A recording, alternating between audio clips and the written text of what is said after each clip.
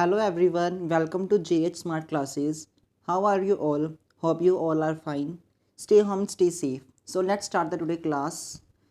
That is Chapter 1 Financial Statement of Not for Profit Organizations में हम Receipts and Payments account बनाना सीखेंगे. So let's begin the class. Financial statements of not for profit organisations में हम receipts and payments account बनाना सीखेंगे. सबसे पहले तो हम समझते हैं कि रिसिप्ट्स एंड पेमेंट्स अकाउंट होता क्या है. Receipts and payment account is a summary of cash receipts and payments during an accounting period. Receipts and payments being shown under appropriate heads of accounts. It begins with opening cash and bank balances and end with the closing cash and bank balances of the accounting period.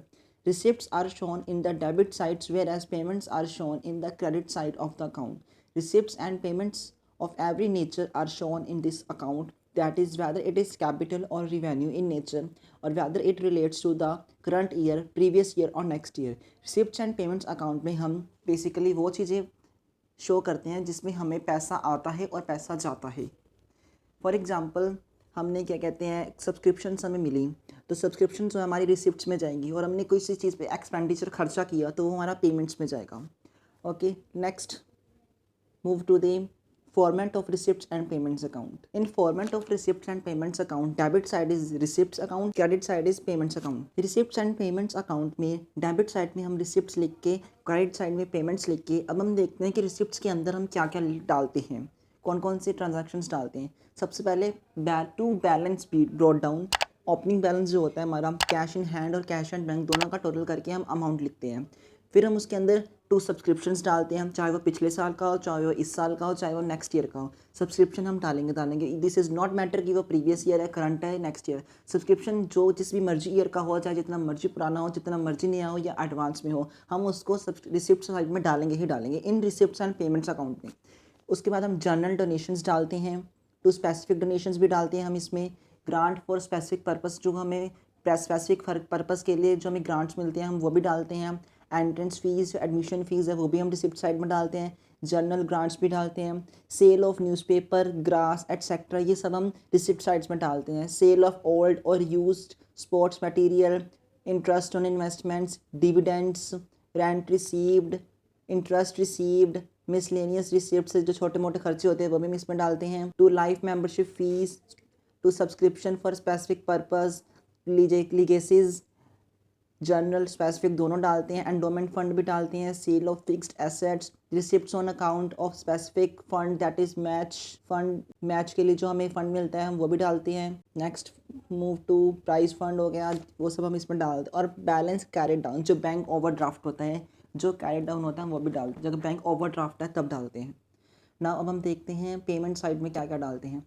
Payment side में हम डालते हैं by balance BD brought down opening balance in case of bank overdraft. अगर bank overdraft हो जाए तब उसको payments side में डाल देते हैं.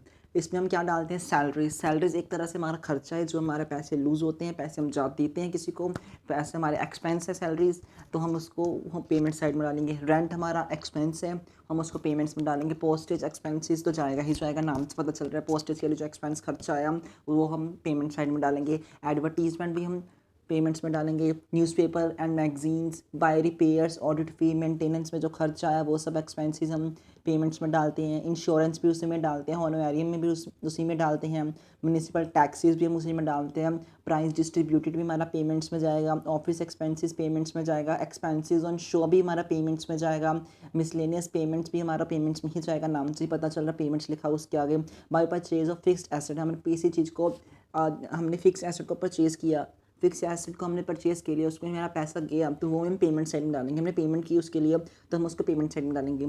फिर हमारा स्पोर्ट्स इक्विपमेंट हमने ख़रीदा तो उसके लिए भी हम पैसे देते हैं तो वो हमारा पेमेंट साइड में जाएगा. बाय इन्वेस्टमेंट्स, किस चीज़ में इन्वेस्ट करना, पैसा जाना पेमेंट्स में जाएगा.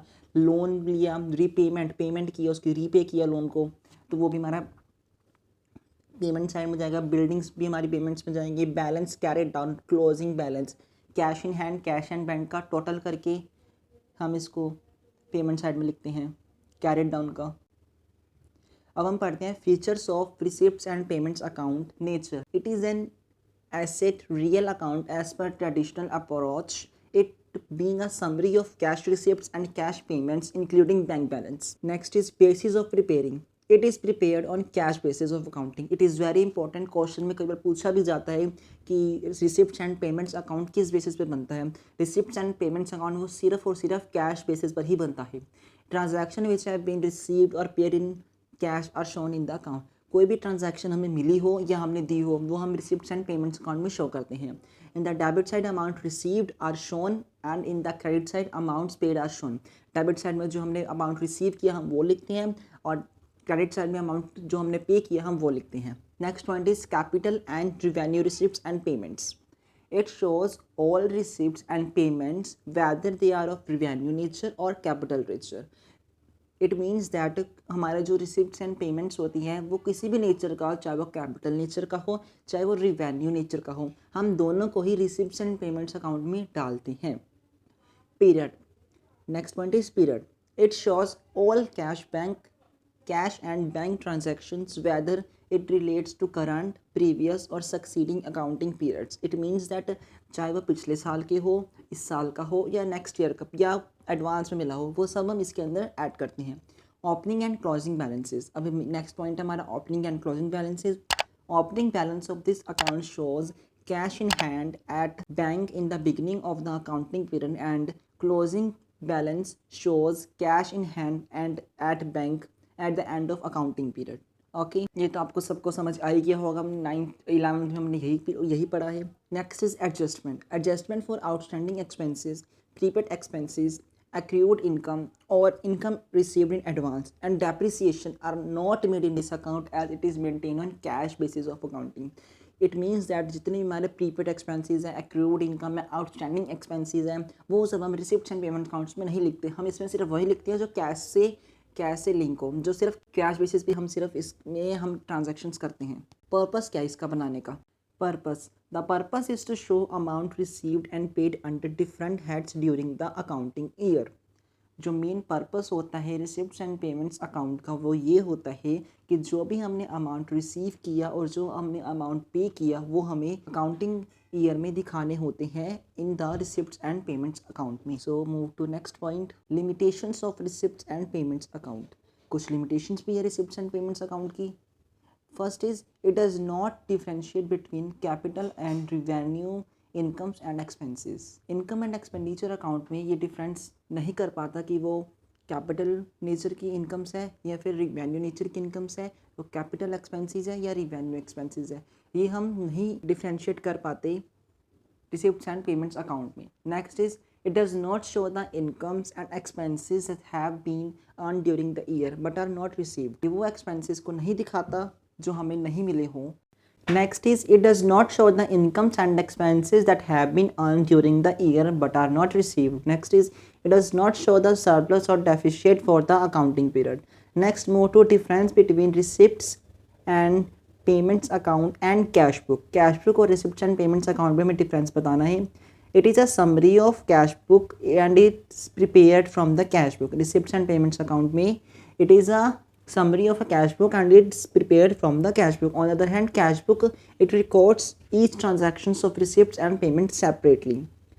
In receipts and payments account is a summary prepared at the end of accounting year. On the other hand, in cash book is maintained only on daily basis, that is transactions are recorded date wise in the cash book. In receipts and payments account, it is prepared by not-for-profit organizations. On the other hand, in cash book, it is prepared by all organizations, be it not-for-profit organization or an enterprise. In receipts and payments account, under it there are receipt and payment signs instead of debit and credit sides. On the other hand, in cash book, is divided into debit and credit sides. In receipts and payments account, there is no column for ledger folio. On the other hand, cash book has a separate column for ledger folio. So that is the all for today. Thank you for watching this video. Please like, comment, share and subscribe. Thank you everyone. I'm an icon, man. I'm a girl about a 10.